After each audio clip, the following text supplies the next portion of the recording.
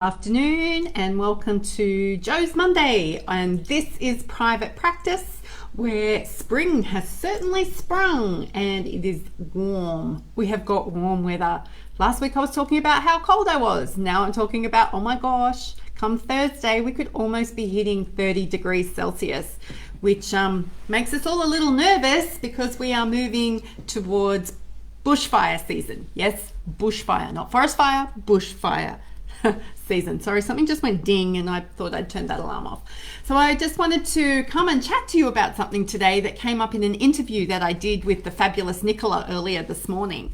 She's interviewed me about my implementation of her brand new book. That's not what I thought was going to happen. I thought I was interviewing her about her book, but no, she turned the tables and yay me. And it's one of the reasons why I'm wearing this t-shirt, because I needed to feel a little bit confident.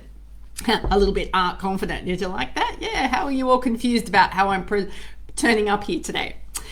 What I wanted to speak into today is the comfort of wanting to know that you are going to achieve the results in advance.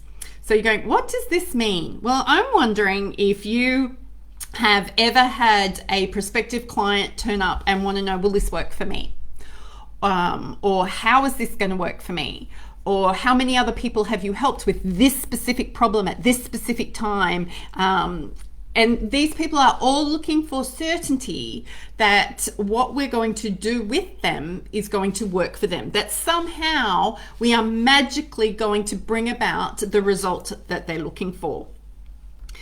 And this question that's being asked, will this work for me, actually has a lot more to do with the person asking it than it does the person receiving that request. Once you understand what's behind this question, it makes it much easier for us to handle the perceived objections that a potential prospective client is offering us. And it also helps us understand our own needs in terms of purchasing decisions or buying decisions that we might need to make to help us be supported, to allow us to grow and to build in our own journeys of being practitioners in private practice. So before any of us tend to spend money, we start to think about, is it worth the money? Is it worth the time? Is it worth the energy? So we can then go and research to the nth degree and research, and we'll probably get to the point where we get all the way to the end of the shopping cart, but then we abandon the cart without pressing the buy now button. And then we just want to go and find out a little bit more, or read some more testimonials, or ask a few more people, or post it in a Facebook group or a LinkedIn group and just get some more opinion for us to try and sift our way through. And this is sometimes referred to as analysis paralysis, that we're getting all the information and more information and more information and more information. But what we're actually doing is we're looking for certainty around the results. We want to know that if I invest my money, my time, and my energy, is that thing going to work for me? So I'm going to give you a very simplistic example of this. Over the last couple of weeks, I have been on the market for a new signature color lipstick. My coloring has changed, and I have since discovered from all of the YouTube videos I now watch on doing makeup when you're going through chemotherapy that you kind of need to have some color on your mouth. There you go. So I have never been a fan of lipstick. In fact, I find it annoying. It comes off, it smudges everywhere, it leaves a stain, it often gets on my teeth, and to be frank with you, I just can't be bothered until I did.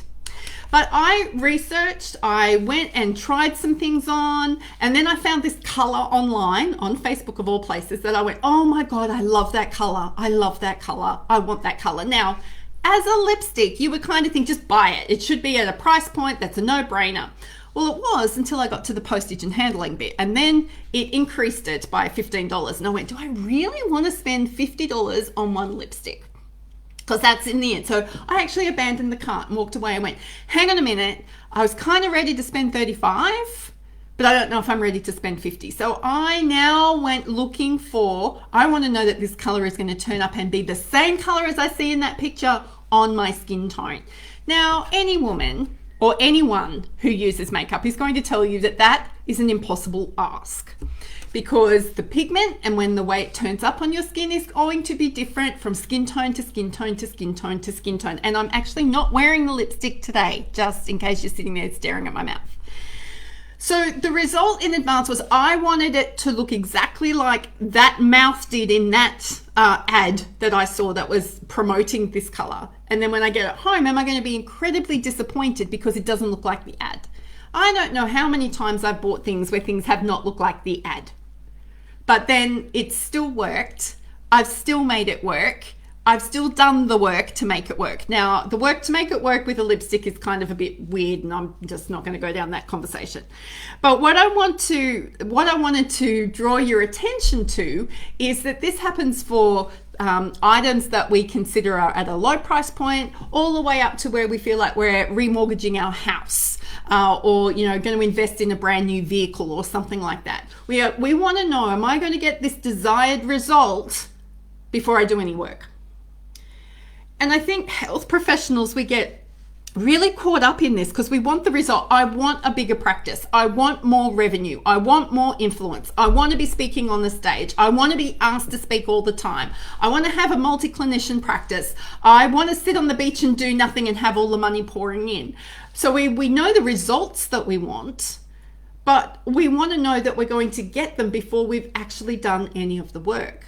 I think one of the things that trips us up as health professionals is that we all deep down actually know that no client, regardless of whether it's us or a client coming to us, is actually going to get a result unless they do the work. So I have had multiple conversations with people over the last 8 years who come to me wanting to know about my coaching services or my group coaching services or any of the programs that I offer or the training that I've got on offer at the moment. And they go, will this work for me? Will this fill my practice? And my response is always, if you do the work. Well, what do you mean if I do the work? Well, I'm a guide. I've shown you what can work. I've shown you the exercises that you can do to get out of your own way. But unless you do the work, you can't actually ask for the result. And I think that becomes quite confronting for us because we want the certainty of the result. And we read lots of social proof or lots of testimonials, or we'll ask for lots of opinions all over our social media. But really, the results that someone else gets is just the result. You haven't seen the work that's needed to be done to produce that result. So we all want here, now, the amazingness of the thing that we think is the result. We want the lifestyle practice. We want lower caseloads. We want multi-clinicians who do what we want, when we want, say we want. We want an amazing VA or online business manager who manages our business for us. We want to be speaking from stages all over the world. But what is the stuff you've got to do to actually get there? So any coach, any consultant, any advisor, any training, any program can guide you along the way, can step out for you, can help you get over your stuff, can bring you perspective. That is the value of having these people in your world. But unless you're prepared to do the work, none of this is a good return on investment. And I've talked that you can't just by osmosis go, I bought a course, therefore I now know all the things. No one would ever expect you to do that with your master's degree. We can't expect to be doing that with our ongoing professional development, business development, personal development. So if you're looking and you struggle, thank you, Cara. If you're looking and struggling to pay for advice because you're tripped up on this, I really want to know I'm going to get the result. My question to you is, are you prepared to do the work? Which is why one of my questions always when people go, Jo, I want to work with you, I want to work with you, I want to work with you. It's not usually about the money. It's like, well, I need to know that you've got 4 hours a week that you can dedicate to the work that we're doing. That's when people start getting tripped up because they go, what am I going to be doing for 4 hours? And I start mapping out, and that's dependent on each person that comes through the door. But if you haven't got the time to do some of the stuff or all of the stuff, if you're not prepared to prioritize this, then I'm not prepared to take your money. Because I don't want the bad reviews or that I don't want you turning up telling me things don't work because you didn't do the work. I'm not about giving you fish. I want private practitioners to not need me. I want to help you get to a point where you can do this on your own or move on to other professionals or other things that you want to do. So I don't have that whole, I just need to take your money, off we go business. And most coaches coaching health professionals are not like that. We are genuinely here to serve. We want to make sure that all the clients and the patients get the help that they need. And this is a way that we can actually multiply and amplify our influence. But if you're sitting there going, I want the result, give me the certainty, you need to assure me, I want a guarantee. I want to guarantee that if I work with you, Joe, I'm going to have $1 million practice. My response is, if you do the work. I can help you get $1 million a year practice. That's okay. I can help you get a $2 million a year practice, but are you prepared to do the work? I want to be speaking on international stages like you. Okay. Are you prepared to do the work? Are you prepared to learn what it means to be a speaker who can attract a fee? Are you prepared to develop relationships with conference conveners, unlike any type of relationship you've ever had before? Are you prepared to go and do some training on speakership? So, results in advance. Recruiters, Cara, you're here. Recruiters must get this all the time. I want the ideal candidate for this role. I think Cara has actually said everybody wants Jesus and his mother as the ideal candidate. I think that's a really good analogy to be using. We can all say we want the result. We can all say I want that goal, but are we prepared to do the work? So this is Pep Talk Monday, obviously, and I am curious to know what sort of work needs to be done.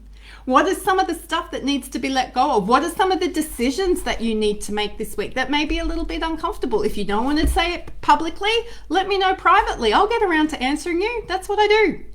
Really cool.